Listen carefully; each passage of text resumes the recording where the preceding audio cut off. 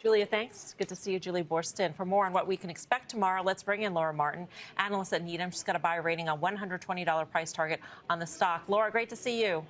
Nice to see you, too.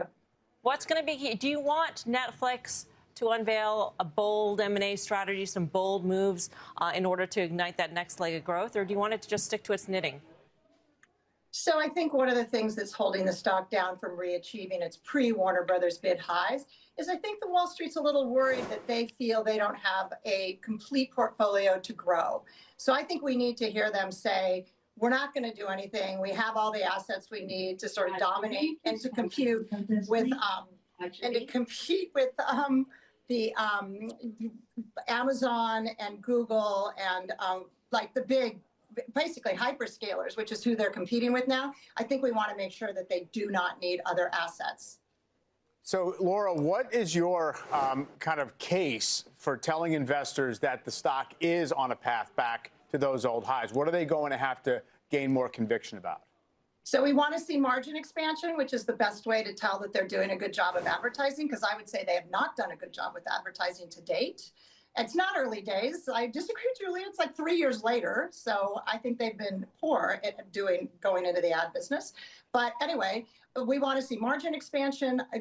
We want to see that they're increasing their guidance because they were able to raise price in March and not churn U.S. subscribers, which have an ARPU about twice other countries. And we want to see engagement lengths increasing. So I think those are the three things we want to hear them say.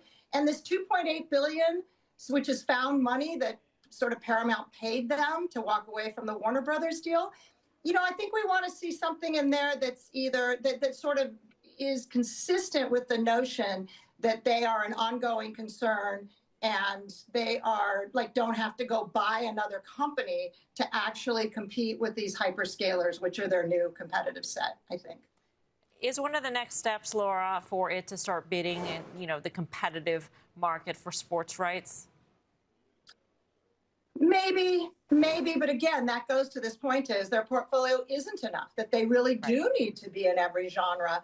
So they got this windfall from Paramount, but if they go more into sports, that means they're going to have to go more into sports in perpetuity, which then marks down the margins for the business structurally, I think. Are they showing a scaling effect in terms of, you know, content spend relative to subscription revenue or to streaming hours at this point, or did they still kind of raise content spend in lockstep with what their revenues are expected to be? So good question. I think one of the things that they've said lately is they're going to go to sort of these big ticket items. They're going down to 8 movies a year, which is a big, you know, cutback. So I think Wall Street does want to make sure that the return on capital on content spending stays as high because their pivot in that particular strategy suggests that the old movie strategy wasn't working. So we want to hear more about that and how they're pivoting their content spending because it is going up $1 billion, I think, this year compared to last year. Got it, Lauren. We will look out for any of that in the numbers tomorrow. Laura Martin from Needham. Thank you.